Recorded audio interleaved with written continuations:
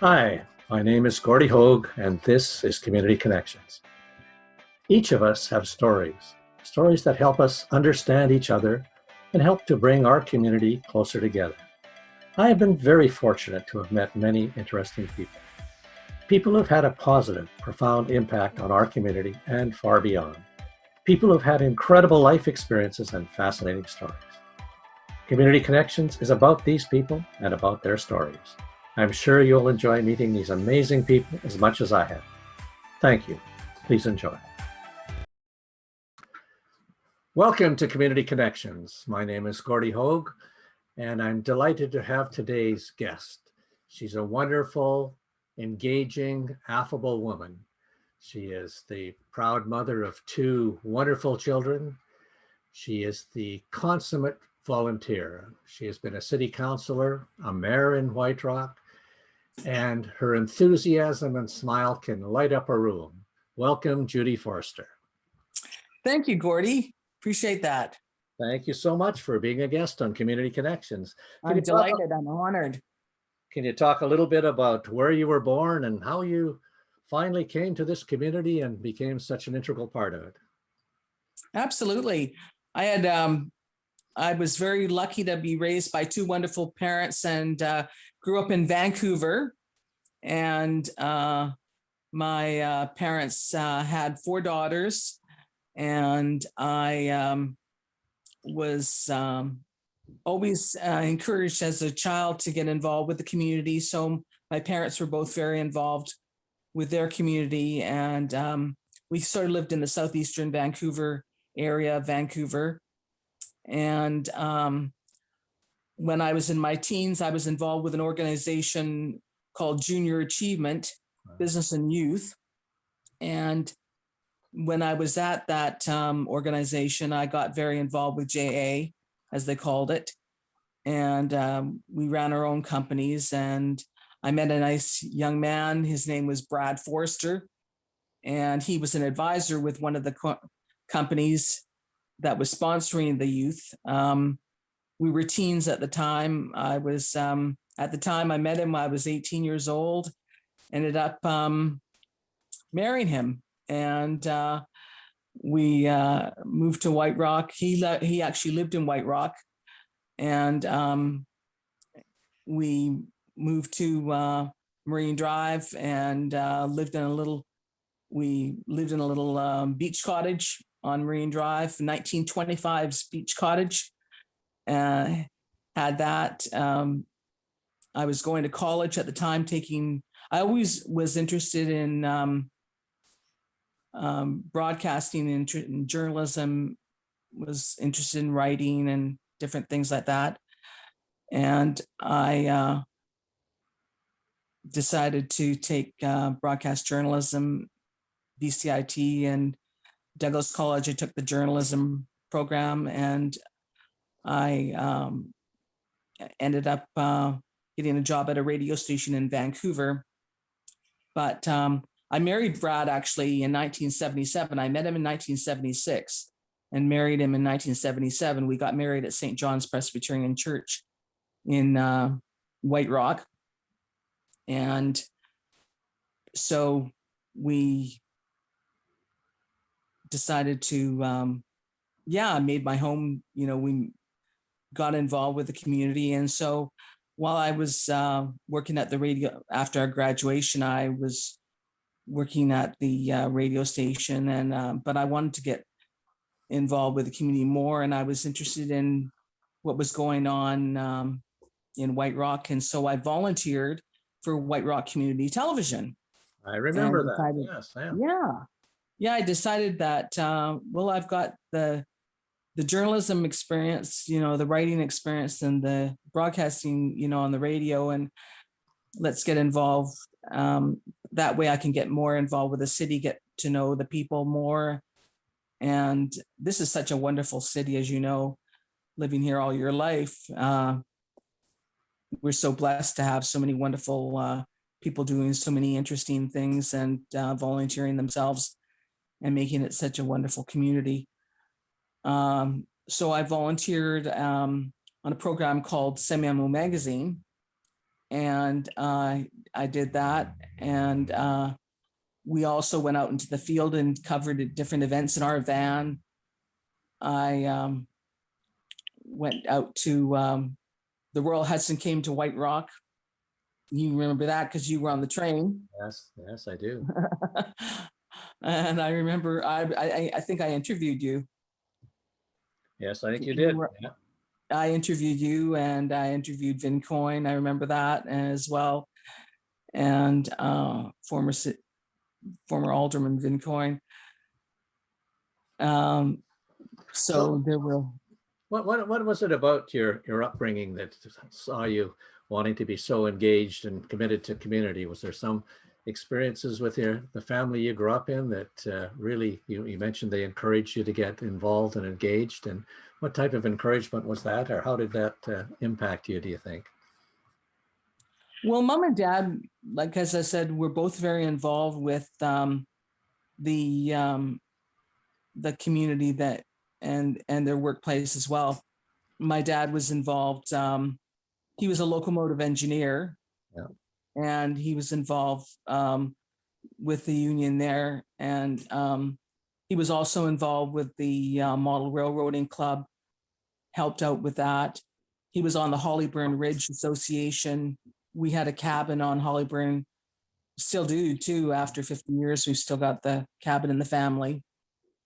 And they were very involved with volunteering to shape, Hollyburn Ridge. And he was out helping with that organization. And mom was very involved with the PTA, Parent Teacher Association.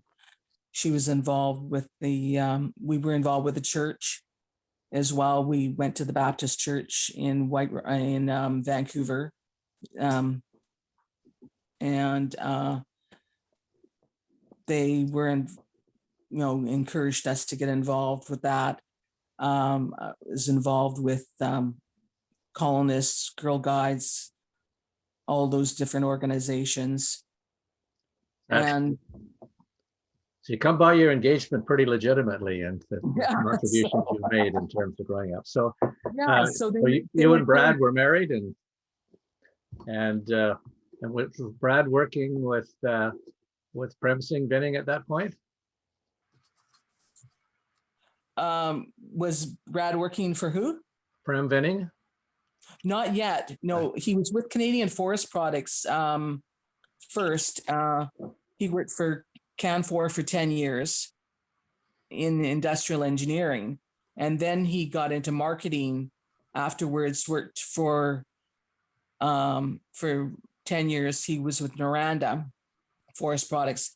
And then after that, he worked for Prem Binning and the company there, and in the forest industry, in lumber, selling lumber. Yeah. And he was very involved in civic engagement. He was a wonderful volunteer and very involved with the church. Yeah. He was an elder. He was very active in the chairing the board of managers for the church. He chaired the building committee when the church was expanded. St. John's has been a real pillar over the years, delivering services to the community, the lunch hut for 25 years, serving meals to people. Yeah. What year did Brad pass away? What was that? He died October 2016. So it's coming up to 5 years this October. Yeah. Yes, yeah, and I miss him. I miss him every day. I'm sure you do, and I think our community does as well. Talk a little bit about your two wonderful children. Oh, I have two terrific young sons. Not so young anymore. They're in their 30s. They're both unique in their own way. They, my son Matt, he's the firstborn, was born with autism, and he was born at Peace Arch Hospital in 1983, July 83. And he wasn't diagnosed with autism until he was 3 years old. And, but he's quite high functioning. He's living a really good life now. He's very involved with his community. He lives in Langley. He lives in a supported living environment, but he has a little business called Odd Job Matt, where he does moving jobs and keeps involved there, and he keeps very active. And I think he has a better memory for names and dates than anyone I've ever met. Oh, he's phenomenal. He'll remember everything. He'll remember so many details. Yes, he sure does. He also Brad died from cancer, but my sister Linda died of cancer earlier than that. And Matt cycled from Vancouver to Seattle and back, and raised $10,000 with his friend Joey. And that was quite a momentous occasion. He's done a lot of fundraising over the year for cancer. I'm very, very proud of him. Yes. I'm proud of both of my sons. My other son, Shane, is, I would say, also a trailblazer. Shane wasn't born a man. He was actually born a female, Catherine. And then when he was 19 years old, he decided that he wanted to live his authentic life, and he transgendered. He's, is transgendered, and he decided to undergo some therapies and some operations, and is now a man. Yeah. And I'm really proud of the work that he's done. He's done a lot of advocacy for people as well, helping them with their surgeries, getting, breast surgeries and other surgeries. So he's enormously inspiring, and he works in the social service field in the Sunshine Coast. He's married. He lives a full life. He's married and lives in Gibsons. Bought a house 5 years ago, and loves it over in Salt Spring, not Salt Spring, in Sunshine, in the Sunshine Coast. And we see each other. Lately, it hasn't been as often with the pandemic, unfortunately, but we talk regularly and text back and forth and keep in touch. Yeah, you've been so incredibly supportive of both of your children. What was that like? I talked to some parents who have don't recognize the needs of their children and don't support them in their ways to go. How was that for you, that going through that and providing the kind of incredible support you've provided to both Matt and Shane throughout the years? It was,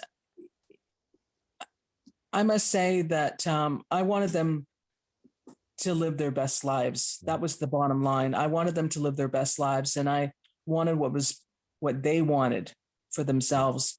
And I really felt strongly that the best thing that we could do for them is to support them. And for Matthew, it was getting all the, the OT, the PT, and all the different things, like speech therapy and occupational therapy and all the help treatments for his autism, and good special education. And in doing so, fought to get him services, and was able to do so. And with Shane, it was encouraging him to go and have that surgery. I went to Mississauga. He flew to Ontario to have his breast surgery, and that went well.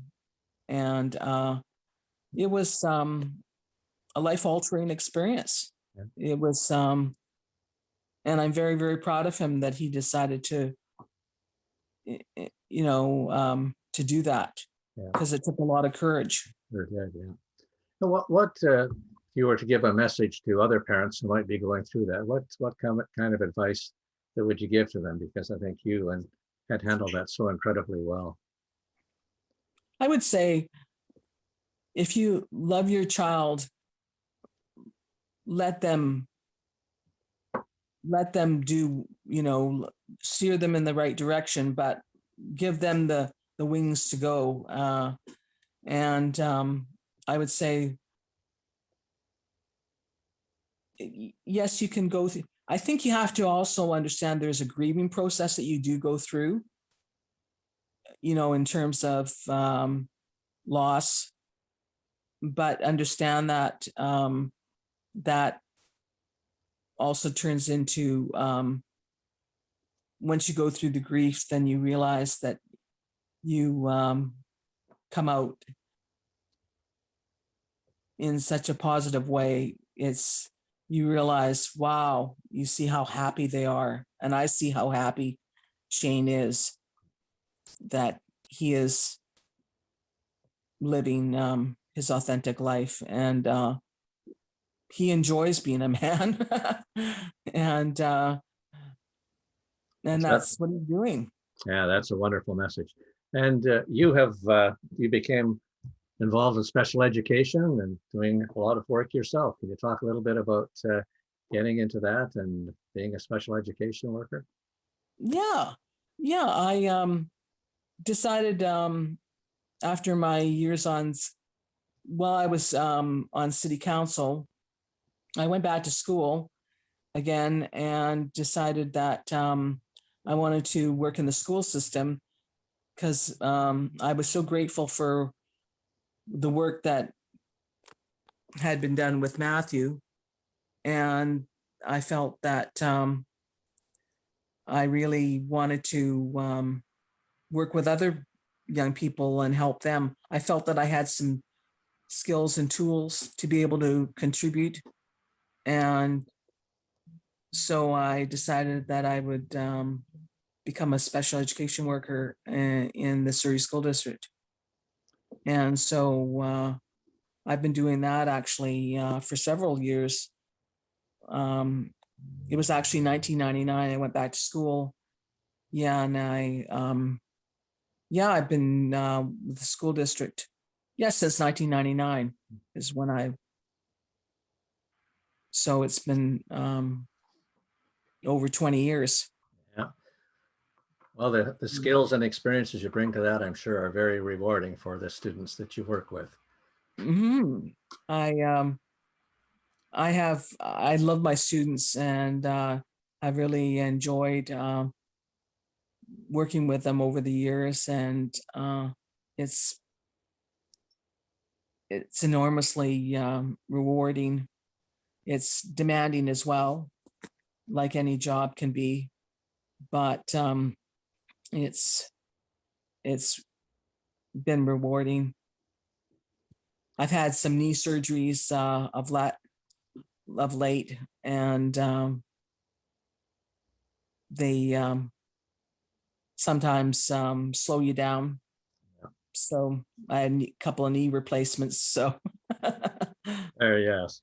So you talk a little bit about the city council and when you first ran for city council and the experiences you had there. Well, I was involved so much with the community television, and I got to know the issues really well, and what was going on in town. When you're involved with the community, you kind of get a feeling. And I thought, this looks really, really interesting, and I'd go and cover the council meetings as well. So I was able to kind of find out.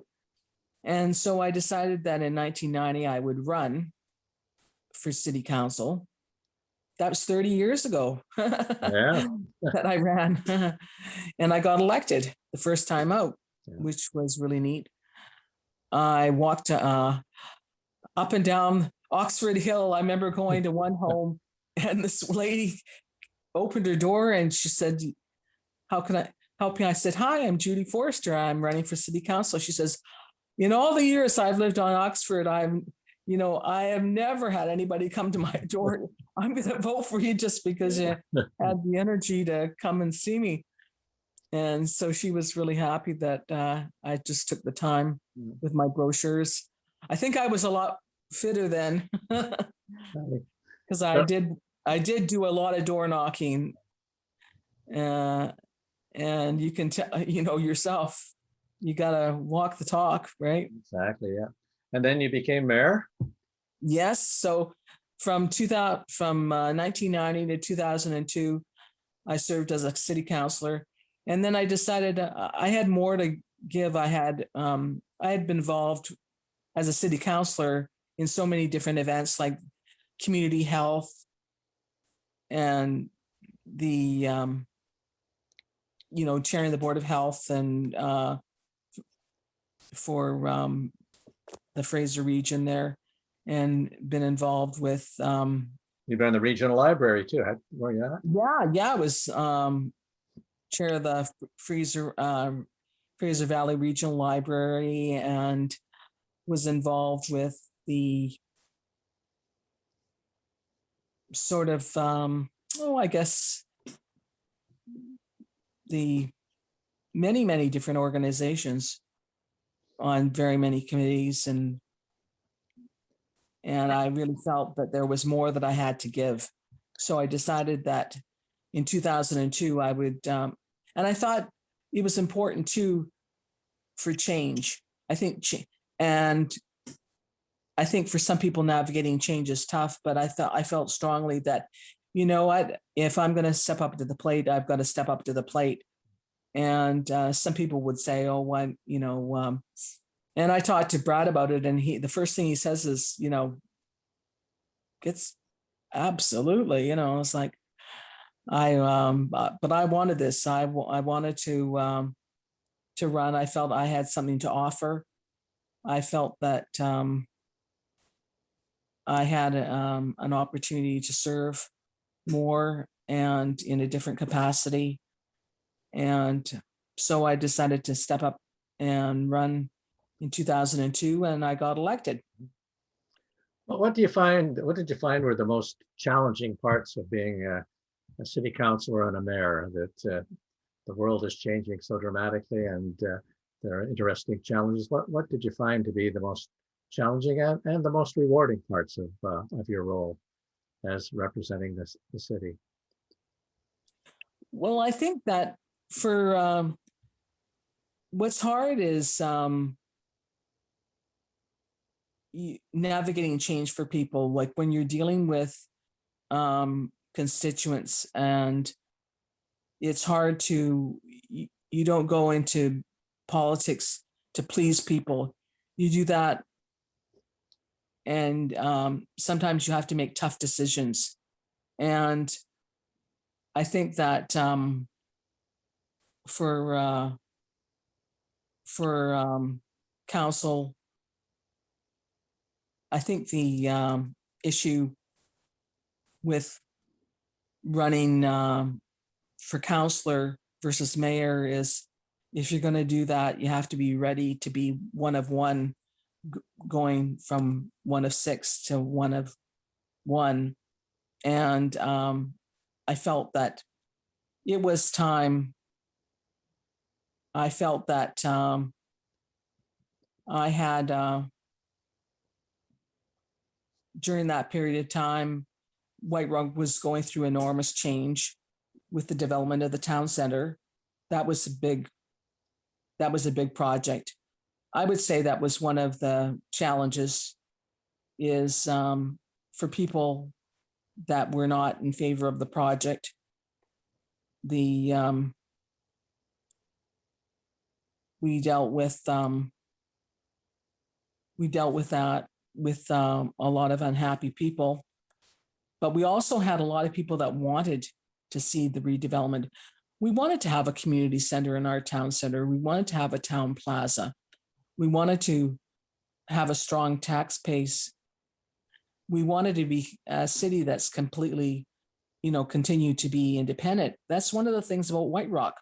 We're only so big. We're a small city. Do you want to continue to be independent? these are some of the questions that you have to say and ask yourself, these are, and White Rock needs to have a strong tax base. Yeah. And so on a positive note, I think that some really, I walked around the plaza and I've seen so many people around there enjoying themselves. And it is a gathering place. It's become a gathering place. You go to the town, you go to the farmers market as well. That's another gathering place. What was done on Marine Drive, I remember being on city council and we were doing the East Beach and people were against that. You remember on council when people were against us doing the promenade. They didn't want to see any change from the, as they call it, the natural environment. And I respect that. I respect the fact that there are going to be people that are going to have difficulty with change. But with change, you can have a lot of benefit to it. And I think that we've had a lot of benefits. I had a lot of people that were against us stopping smoking in patios. Oh, in fact, I had threats when I was sort of shepherding this project through on council. It was people are shocked when you say people were smoking, and you talk to younger kids and you say, oh yeah, people will smoke inside restaurants and they smoke on patios and all that sort of thing. And then White Rock was the first city to do it on patios in British Columbia. I'm really proud of that. I think we were the first in restaurants too, or one of the first in restaurants. Yeah, one of the first in restaurants as well. What do you find, or looking back, you see as the most rewarding part of your engagement with City Council and the many accomplishments that you were a part of? Oh, it's got to be the people, working with the people. We had a wonderful staff, wonderful volunteers. I look at Margaret Lower. She was a great alderman. Vin Coyne, Louise Hutchison, lots of great people. Terrific you. In fact, I learned a lot from you, Gordy. I want to say that it was such an opportunity and such a blessing for me. It was such a tremendous honor to serve on council, I want to say, and it was something that I'll never forget, and I will always treasure it. It was I loved the special events. I'm still involved with the youth ambassadors. I'm still involved with some people that are on different committees. The hospital auxiliary, I know that you're still a part of that. Hospital auxiliary. Yeah. The So you wonderful. continue to be involved in the community in many, many ways. And that's, I think that's one of the things you keep talking about, the people of this community and the caring and commitment they have. And certainly you've epitomized that approach in terms of getting out and getting engaged and saying, this is a wonderful community, and how are we going to keep it that way? And how are we going to be positive about that sense of community that comes from being with people? And you've really done a wonderful job of that. So Thank you. Judy, I know we're past our half hour, but if you, some people may be looking at this 20 years from now or even further, what kind of messages from your full life and the many contributions you've been making and continue to make, what message would you like to pass along to people who may be watching this in the future? I would say is to be proud of yourself and to get involved in the community if you can, and to, I would say, I think we're grateful and blessed to live in White Rock. White Rock is a fantastic city. We're really, in my travels around the world with Brad, we've done some humanitarian work in Zambia and Uganda. And you have to look at what's going on in different parts of the world. And we're so blessed to live here. And so I would say, we need to count our blessings that we are living in the best part of the world. And I feel really, I appreciate every opportunity that I've been given. And I'm very grateful for the work that people do, the wonderful volunteers that we have, and the people that do so much to make White Rock the quality place that it is. Our wonderful staff and the citizens, everyday citizens that make a difference. They look after each other, look after one another. You may not need to join a group, don't have to join a group necessarily. It's looking after your neighbor and are being lookout for what's going on. So keeping White Rock that hometown place that it is. A wonderful message. Judy, thank you so very much for being a guest on Community Connections. Your contributions and your words are wonderful. So thank you for all that you do for our community and have been. Thank you for joining us today on Community Connections. Please tune in to our next show as more amazing people share their wonderful stories. If you haven't already, please click on the red subscribe button below, right down there, and view our updates. Feel free to leave any thoughts or comments that you may have. We're always trying to do a better job of connecting this wonderful community. Thanks again for joining, and until next time, keep connecting. Thank you.